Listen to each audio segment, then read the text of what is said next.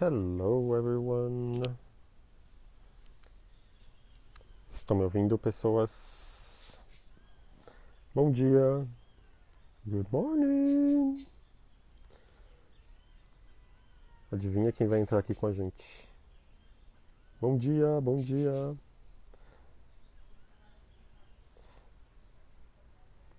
Good morning. I can see you, Ed. I'm just adding you now.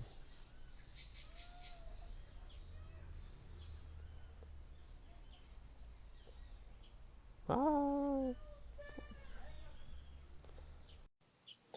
let's see. Hello, bom dia, pessoas. Adivinha quem vai entrar aqui com a gente?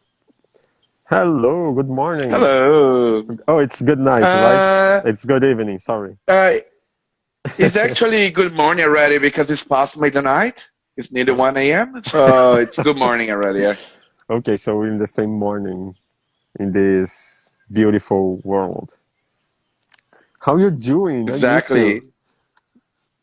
I miss you too. I miss you. I'm sorry. I think I lost you. I'll just explain to my Brazilian audience what's happening in Portuguese so that they can understand, and then we can switch again to English, okay? Okay, that's fine. Yeah. Eu sou brasileiro também, a Okay. gente fala português. Pô. Ok. São pessoas bem-vindos. Esse é uma live que eu fiz de uma forma diferente para esse programa que eu tenho aqui no Brasil chamado Encontros de Inglês. Geralmente eu faço no Facebook, mas esse ano, como eu estou trabalhando com a Flip e coincidiu do último sábado ser a abertura da Flip, eu não consegui fazer a live. Então eu estou fazendo agora com o Ed, que foi uma super coincidência. Ontem ele me mandou uma mensagem à noite perguntando, intimando quando é que eu vou participar do seu programa? E eu falei, cara, então vai ser agora, tipo amanhã. Então a gente está falando, e esse programa é para ajudar as pessoas a vergonha e o receio com o inglês e também a contarem como é o aprendizado delas. A gente já falou com pessoas de todos os continentes, Europa, Ásia, América do Norte, África, enfim, todos. E agora, pela primeira vez, a gente tem um brasileiro. Eu achei interessante. Por que não um brasileiro? Então, Ed, que legal te ver de novo. Podemos mudar para o inglês? Ou você quer falar umas palavrinhas para a audiência em português? Depois eu vou baixar esse vídeo e vou subir no YouTube. Ah, perfeito. Não sabia que era a primeira vez que era um brasileiro. É a primeira Bom vez. dia, todo mundo. Muito prazer participar do projeto do Isaac. Eu conheço o Isaac há muito tempo e eu acho que ele é super dedicado ao que ele está fazendo. As pessoas que estão vendo o vídeo que possam ter ah, uma experiência nova com o inglês e da forma que ele está ensinando, eu acho muito interessante. Foi exatamente assim que eu aprendi também, de uma forma casual e prática. E é isso, eu estou feliz de estar aqui. So let's do that. So hello everyone, welcome to Encontros de Inglês. It is an English learning program where we discuss, where we learn how to improve our English pronunciation and conversation, and by mostly overcoming the fear and the shame that it's really common among non-native speakers, especially Brazilian. So Ed here has a really strong story, and I think he can share with us about how he changed his environment and his country, and how this change, how this immigration helped him develop his own life. So, Eddie, when did you decide, or have you decided to leave Brazil and go to Australia?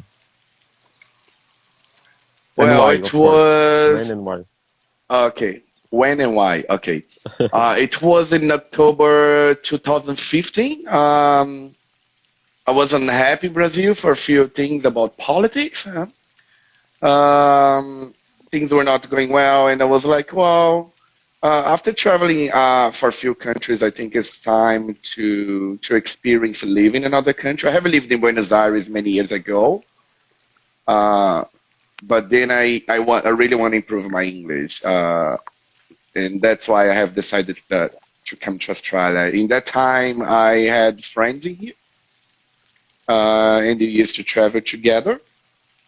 But originally, I thought it was a country of the kangaroos and crocodiles, and the stereotypes. And Yeah. and when I got here, it was actually a very, I would say, a massive cultural shock initially. Wow. Yeah, yeah, it's completely different. Especially, I was staying in Melbourne, which is a town. It was once considered the best town to live in the world, the most livable city in the world. And I was living among a very conservative and traditional old people. And I am like, if you know me, I'm from São Paulo on the ground. And for me, it was like, oh, why? What, what I'm doing here? Who are those people? But of course, I found my tribe after. I came to see in where I have been living so far. What's your tribe? And uh, normal people, underground people, Uh, immigrants, yeah, Cosmopolitan and people. basically cosmopolitan people, exactly. And people, I would say, not in my age by natural age, but it would be like in the same mind age. Uh, and it took a while to get used to it because when you migrate to a new country, you take a while to develop stronger relationships the way you used to have in your country. So that's the first struggle, I would say.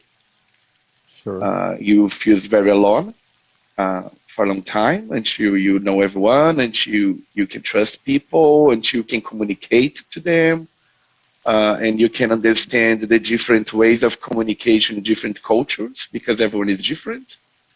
Especially here, we have people from everywhere in the world, so you are dealing with like literally different nationalities every day, different accents, and different ways and cultures. Um, so yeah, when I came here in February 2016, and Wow. why? Yeah, I have been for nearly 6 years now, going back to Brazil now, which is a long time. And but I still with my beautiful Brazilian accent. Uh, I love that you said a beautiful Brazilian accent because it is a beautiful accent. oh, people love it. People Everyone love it, here right? loves the Brazilian accent. Yeah, yeah, yeah. And that's the thing. Before coming here, I used to bother a lot about accent. I think it's something we bother in Brazil. Like, oh, what's about the accent? When I got here, the reality is like nobody cares about accent. I was in 6 years in Australia. I don't think I ever had any problem with accent, or I never saw anyone having problem with an accent.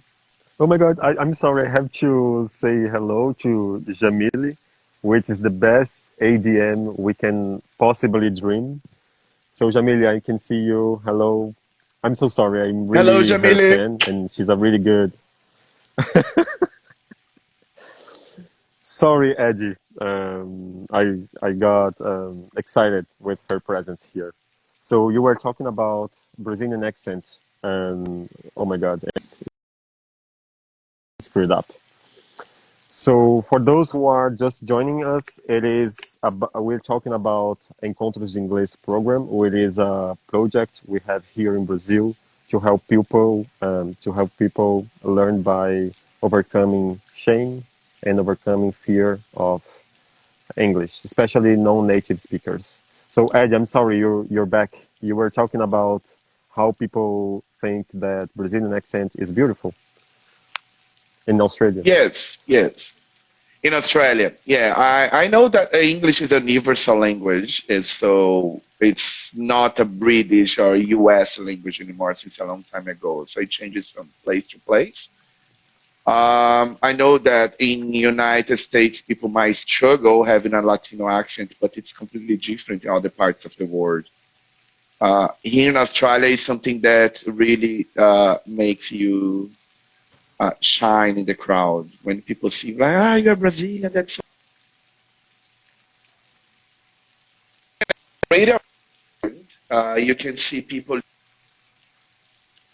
Hello.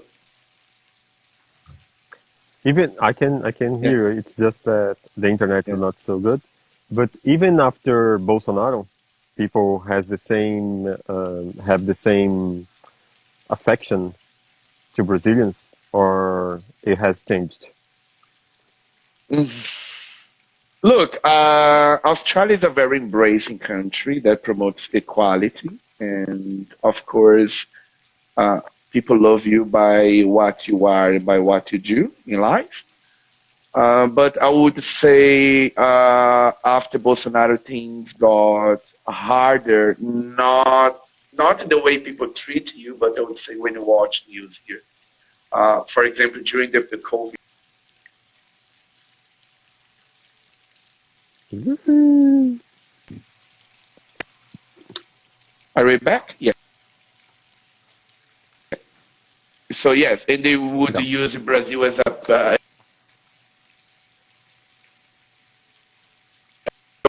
like that would listen to that on TV, and that's something that hurts. It's really bad. But I wouldn't say people would change their behavior now. Everyone is very embracing, and Mhm. yeah, Mhm. Mhm. I don't think there's a problem But there. I heard Well, I don't that. support Bolsonaro, so I don't know how is the life of who supports Bolsonaro here. But for me, my life is very cool about this. I heard about people marching against vaccination in Sydney or Melbourne. I don't know. Have you heard? Of Yeah, course, you heard about it because it was a massive event. yeah, Event. yeah. What happened? Just a quick brief about what happened. Basically, during the pandemic, now recently, the Australia was a holding, so COVID was not here for a long time. So the whole world had COVID, and as Australia is an island, they closed the borders and they could manage Hmm. it to stop COVID. And after they entered the country, and they had to do the lockdown, so we stayed. It just came out of a 4 month lockdown. Hmm. So there were many conspiracy people following different social media channels, and they got organized and they broke the rules. So around 3 or 4 thousand people in Sydney marched one day. By the end of the week, everyone was arrested. The government really punished them,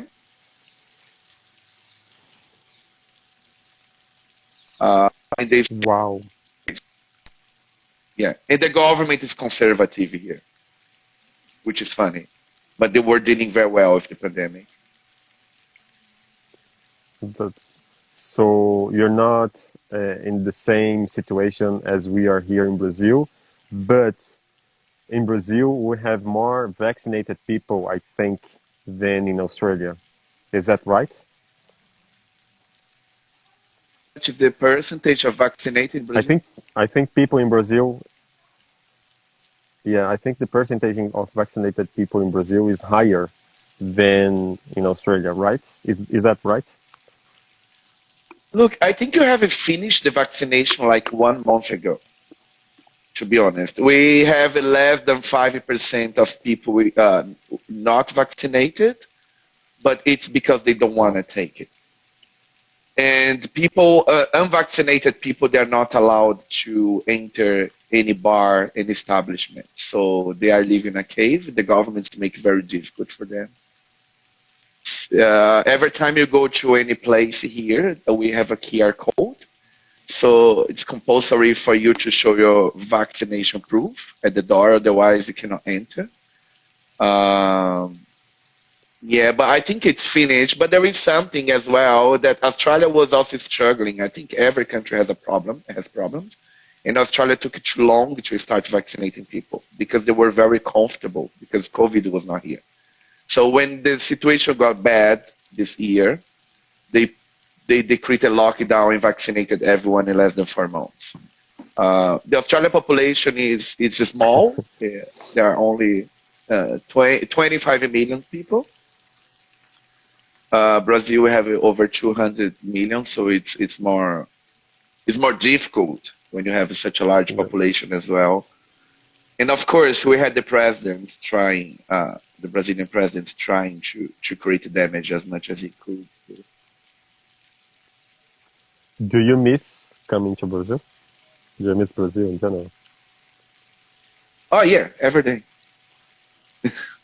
Every day. Oh my God. It's a I have to. it's a hard I have to question. go to visit you. Oh, please, please. You're gonna be welcome. I have a spare room here. Do you still Uh, have contact with Guy and no? Guy is in Brazil right now. But do you still have contact with Octavio? oh, Otavio. Not really. I have heard that Otavio moved somewhere else in Australia, I think to the north. Guy was someone you introduced to me, right, Guilherme? From Can I say bad words now? He's one of my best friends, and yes, we had such an incredible experience here in Australia. He came to spend 1 year here, and we were volunteering at the Mardi Gras Festival, and Hmm. we marched together in the Mardi Gras Festival. We went to Wow, the party, and yeah, it was very funny. He's a very wow. nice guy. The Mardi Gras is something we could talk uh, later. I don't think it is suitable for our audience in this Okay. um, time, but I think we should talk about this in private. Look, the Mardi Gras is Carnival. In Brazil, you have Yeah. the Carnival, right? In Australia, they have the Mardi Gras. That's something interesting in English because the Carnival is celebrated in different parts of the world in different ways. And it's right if you call Carnival, and it's also right if you call Mardi Gras. So it's exactly as the Carnival in Brazil or the Carnival in Italy, but here they call Mardi Gras. Like the That's all. drinking, the parties. That's all. Okay, all the same again. Not necessarily. Australia has very hard restrictions for alcohol, so nobody can drink on the streets or anything like that. Especially in a festival like that, I am the one checking who is coming to march at the door as a volunteer, and nobody Mm, can get drunk. So it's a family event. There are even mothers who bring kids to march. Yes, it's a very family embracing. event. Yeah, the march. So it's a parade like the carnival where people come to embrace different tribes in Sydney. And there are all sorts of people. It's very respectful. But of course, in the night after the parade, you have parties going around. That yeah, that's like carnival party. So it is the But the same march in is Sydney very nice. and Melbourne. No, the Is Mardi it the same Gras in Sydney and Melbourne? happens only. The Mardi Gras happens only in Australia, only Sydney. And pretty much everyone from the country comes to Sydney that date. So it's a carnival in only one place. And you have over 200 floats, blocos, where the Chinese community comes. Wow. You hello, hi. You have Indian community, and of course you have the Brazilian community marching as well. It is all about dancing and Wow. showing your culture. I think I should join you at some point to a Mardi Gras. Yeah, yeah, it's very Do you nice. think It's really fun. do you think they will have Mardi Gras in 2022 next year? Yes, it was confirmed. Yeah, it was confirmed. But since last year, the beginning of the pandemic, last year did we have a Mardi Gras? No, we didn't have last year. This year they changed it. Instead of doing on the streets because of COVID, they are doing in a stadium, uh, so they can check people if they're vaccinated and everything. Okay, so I think we should come to the last s- part of this conversation. But just to make it clear, do you think people should migrate or go or live in Australia today? People from Brazil, I mean. Do you think, no, it is a good country to live? You should do that, just come? Or would you say something differently? Um, After traveling few countries, I would say not Australia, but I think if you want to migrate to anywhere in the world, it's the easiest part is to buy a ticket and go. The easiest part is deal with being homesick in the first 6 months or 1 year because you don't have friends and you're gonna be working things you don't want to be doing because you don't speak English. But it's such an adventure that it pushes you to learn English because you have to communicate at work, you have to communicate with friends and everything. But I would say yes, Australia is a great country for Brazilians. It's a country that receives Brazilians very well, but I wouldn't say it's easy. If Mhm. you think you work in Brazil, you're gonna work 5 times more here. Not in the time, but you use your time like every single second at work. Everything's made for you to. So it's more exhaustive, especially if you're doing physical work. Uh, yeah, so that's Australia is a great country. Brazilians love Australia because of the beach, the ocean's beautiful. There are lots of similarities about Brazil and Australia, about the nature. It has a beautiful nature here. It's a country that where if you want to make money, you can make money, but at the same time, it's a very expensive country. You have a quality of life. That's something why I don't go back to Brazil because I can walk on the street at any time and I don't know what's being afraid of danger or something like that. Being Brazil Mhm. here, people will love you. I think so. The people really embrace, especially the Brazilian community is quite big here, and there are very nice people here that you can make friends straight away. So if you're Brazilian, yes, come. But stay in Brazil if you love Brazil.